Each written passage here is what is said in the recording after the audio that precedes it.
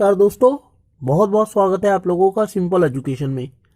दोस्तों, जैसा कि आप लोग जानते हैं कि इस समय हम अपने इस यूट्यूब चैनल में 31 जनवरी को आयोजित होने वाली सीटेट की परीक्षा में पूछे जाने वाले बाल मनोविज्ञान के टॉपिक्स का अध्ययन कर रहे हैं।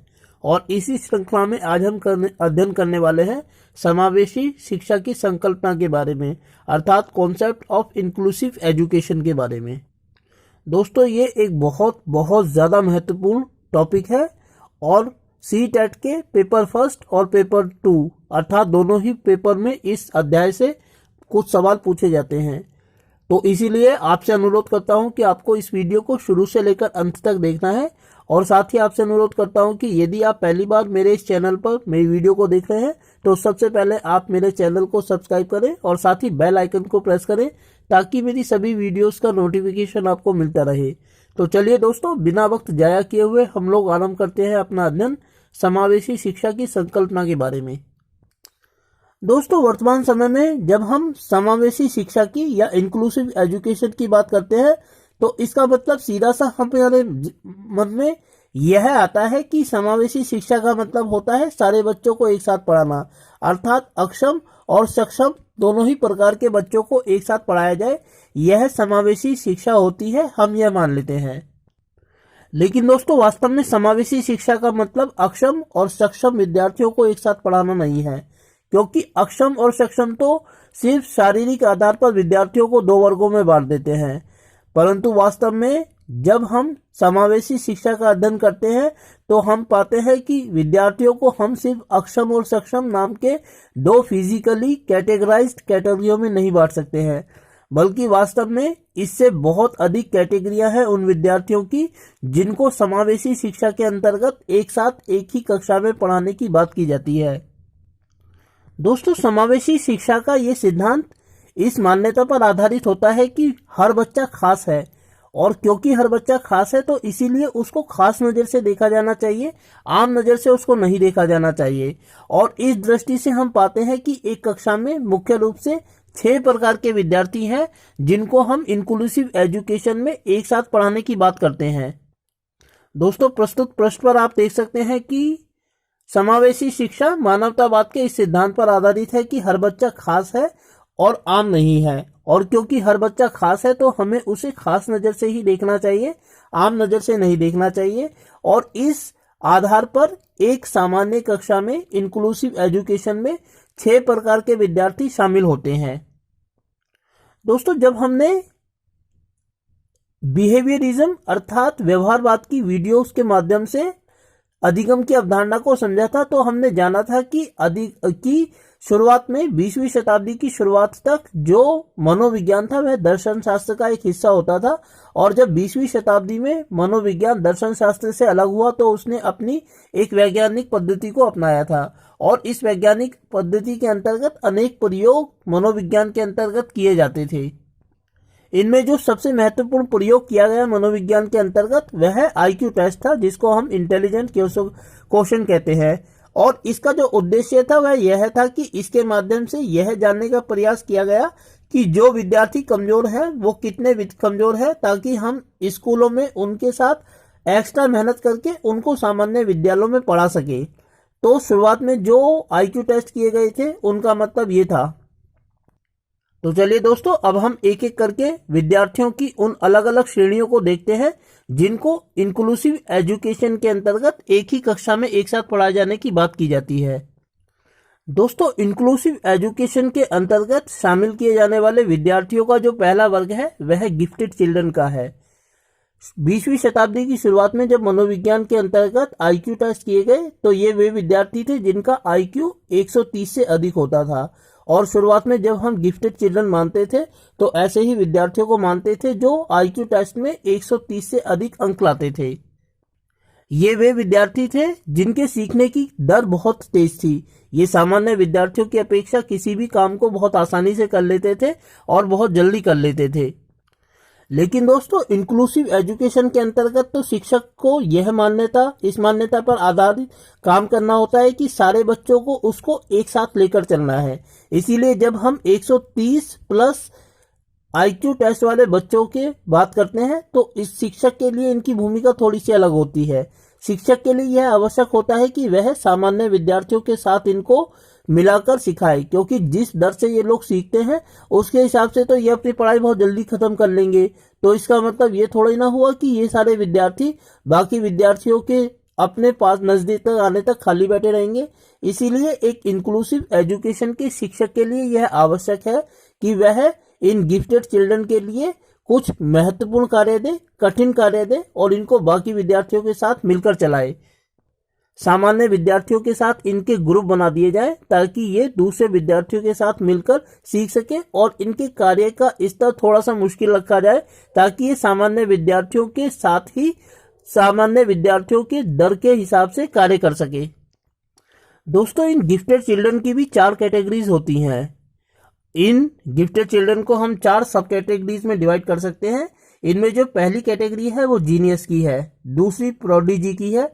प्रोडिजी का मतलब होता है ऐसे विद्यार्थी जो किसी एक सब्जेक्ट में बहुत ज्यादा अच्छे होते हैं, और जीनियस का मतलब होता है कि जो बुद्धिमान है वह सभी सब्जेक्टों में बुद्धिमान होगा। लेकिन प्रोडिजी की जब हम बात करते हैं तो इसका मतलब ये होता है कि वो किसी एक विषय में बहुत ज्यादा अच्छे हैं। और तीसरी जो सब कैटेगरी है वो टैलेंटेड है, और चौथी जो कैटेगरी है सब कैटेगरी वो वेरी ब्राइट है। दोस्तों, इन सभी विद्यार्थियों का आईक्यू टेस्ट में जो अंक होते थे वो 130 से अधिक होते थे। और शुरुआत में जब स्पेशल चिल्ड्रंस की बात की जाती थी तो आईक्यू टेस्ट के हिसाब से इन गिफ्टेड चिल्ड्रन को ही स्पेशल चिल्ड्रन माना जाता था, क्योंकि इनका आईक्यू लेवल 130 से ज्यादा होता था। और ऐसे विद्यार्थियों की संख्या सामान्य विद्यार्थियों की अपेक्षा बहुत कम होती थी। इसीलिए आईक्यू लेवल के जो टेस्ट शुरुआत में किए गए 20वीं शताब्दी में मनोविज्ञान के अंतर्गत, उनमें स्पेशल चिल्ड्रन का मतलब ये गिफ्टेड चिल्ड्रन ही होता था। दोस्तों, एक इंक्लूसिव एजुकेशन के अंतर्गत आने वाले दूसरे प्रकार के विद्यार्थी होते हैं स्लो लर्नर। स्लो लर्नर उन विद्यार्थियों को कहा जाता है जिनकी सीखने की गति कम होती है और जो थोड़ी धीमी गति से सीखते हैं। लेकिन इसका यह अर्थ नहीं है दोस्तों कि ये बहुत ज्यादा नासमझ हैं और सीख नहीं सकते। ये लोग सीख सकते हैं, बस इनके सीखने की दर थोड़ी सी कम होती है। और ये लोग इतने ज्यादा कमजोर नहीं होते कि इनको अलग स्पेशल एजुकेशन स्कूलों में भेजा जाए, बल्कि ये सामान्य विद्यालयों में रहकर ही सामान्य विद्यार्थियों के साथ मिलकर सीख सकते हैं। बस सीखने की इनकी दर थोड़ी सी अलग होती है, इसीलिए इनको हम स्लो लर्नर कहते हैं। दोस्तों, इंक्लूसिव एजुकेशन के अंतर्गत आने वाले तीसरे प्रकार के विद्यार्थी होते हैं अंडर अचीवर।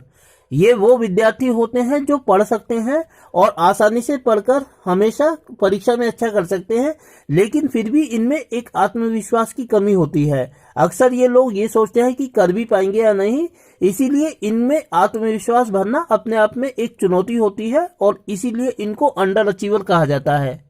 लेकिन इन अंडर अचीवर स्टूडेंट्स को प्रोत्साहित करके शिक्षा में शामिल करना, शिक्षा की मुख्य धारा में शामिल करना कोई मुश्किल कार्य नहीं है। एक बार जब इनको शामिल कर लिया जाता है इंक्लूसिव एजुकेशन के अंतर्गत शिक्षा की प्रक्रिया में, तो ये उसमें आसानी से शामिल हो जाते हैं। मुख्य दिक्कत यह होती है कि इनमें सिर्फ आत्मविश्वास की कमी होती है। ये वे विद्यार्थी होते हैं जिनका आईक्यू लेवल 70 से लेकर 90 के बीच होता है, इसीलिए ये आसानी से कर तो सकते हैं, परंतु इसमें सिर्फ आत्मविश्वास की कमी होती है। इसीलिए एक शिक्षक के लिए यह आवश्यक है कि वो शिक्षक होने के साथ साथ एक मोटिवेशनल गुरु भी हो, क्योंकि उसके अनेक विद्यार्थी ऐसे होते हैं इंक्लूसिव शिक्षा के अंतर्गत जिनमें आत्मविश्वास की कमी होती है। इसीलिए ऐसे विद्यार्थियों को प्रोत्साहित करके शिक्षा की प्रक्रिया में शामिल करना अपने आप में इंक्लूसिव एजुकेशन का एक महत्वपूर्ण आयाम है। और इस दृष्टि से एक इंक्लूसिव एजुकेशन के शिक्षक के लिए मोटिवेशनल गुरु होना भी आवश्यक है। दोस्तों, इंक्लूसिव एजुकेशन के अंतर्गत आने वाले विद्यार्थियों की जो चौथी कैटेगरी है वो socially and culturally disadvantaged children की है, अर्थात सामाजिक और सांस्कृतिक रूप से अलाप की स्थिति के विद्यार्थियों की। दोस्तों, हम जानते हैं कि भारतीय उपमहाद्वीप में जो प्राचीन काल से शिक्षा प्रणाली चलती आ रही थी वह धर्म के ऊपर आधारित थी, और जो धर्म था वह वर्ण व्यवस्था पर आधारित था, जिसमें भारतीय समाज को 4 भागों में बांटा गया था, ब्राह्मण, क्षत्रिय, वैश्य और शूद्र।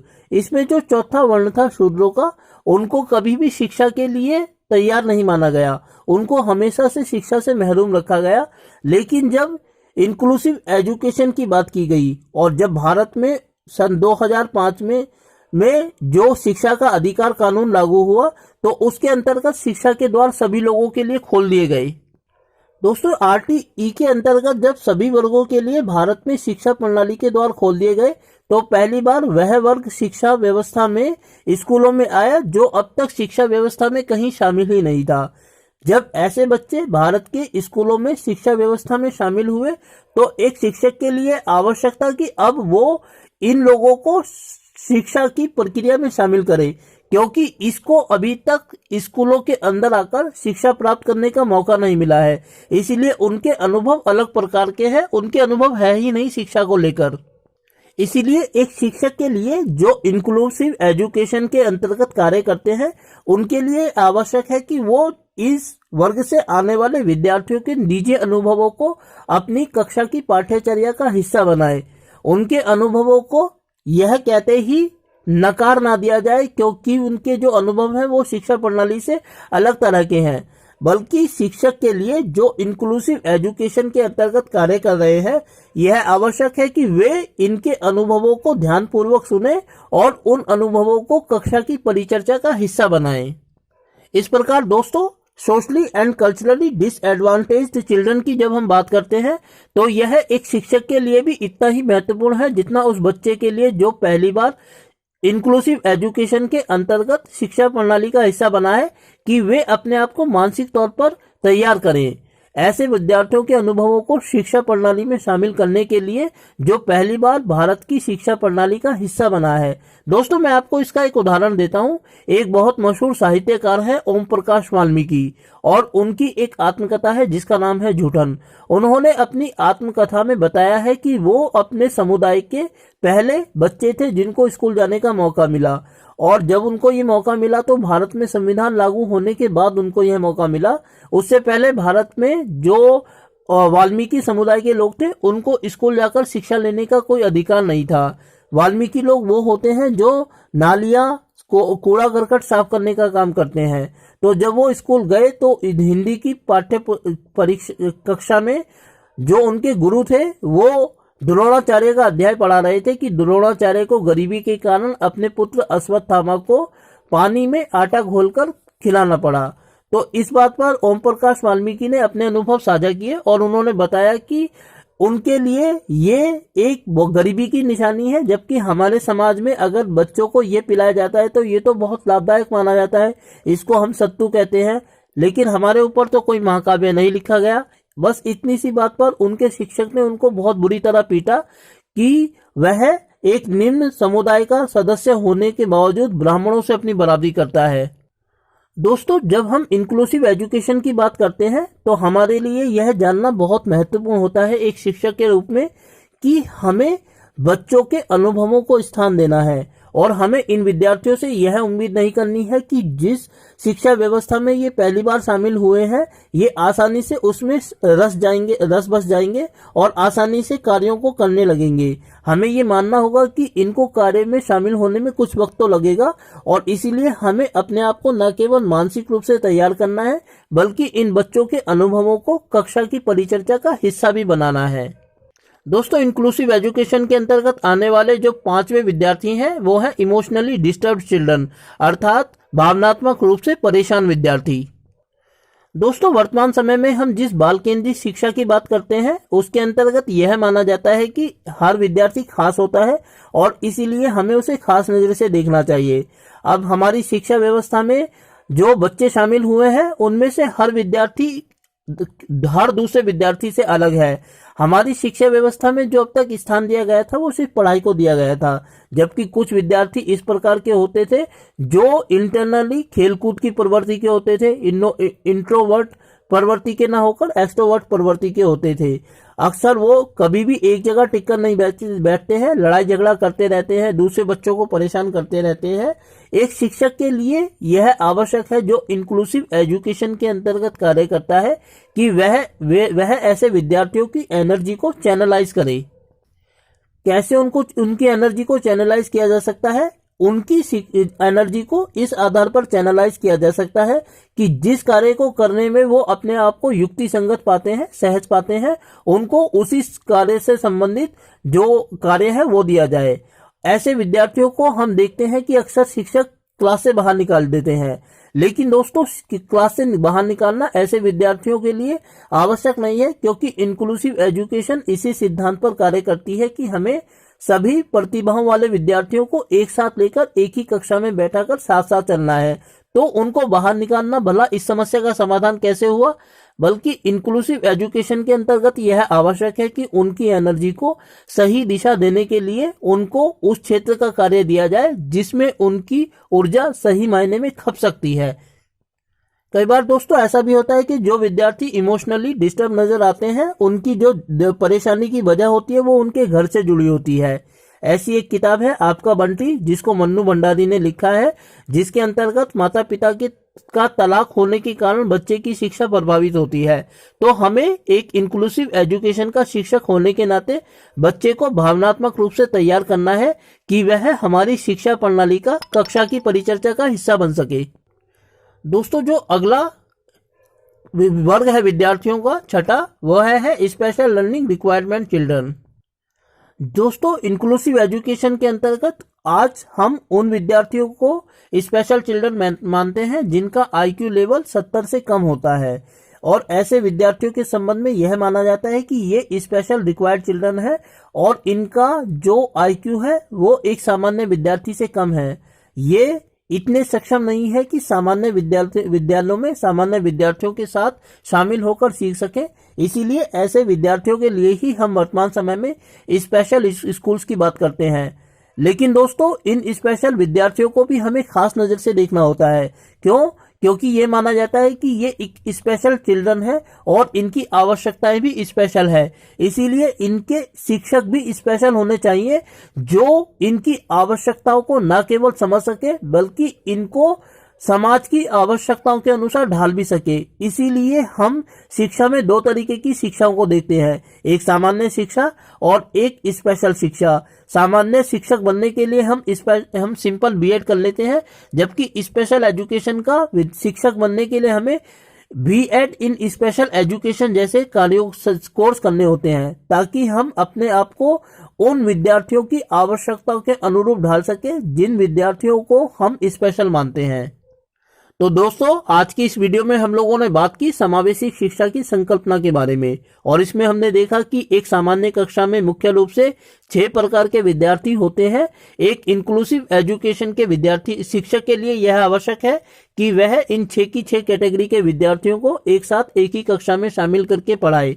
दोस्तों उम्मीद करता हूं कि आपको यह वीडियो अच्छी लगी होगी, और साथ ही आपसे अनुरोध करता हूं कि वीडियो अच्छी लगी तो वीडियो को लाइक और चैनल को सब्सक्राइब जरूर करें, और साथ ही वीडियो को अपने जैसे अन्य लोगों तक पहुंचाने के लिए ज्यादा से ज्यादा शेयर करें, ताकि उन लोगों तक भी यह वीडियो पहुंच सके जो सीटेट और दूसरे टेट परीक्षाओं की तैयारी कर रहे हैं।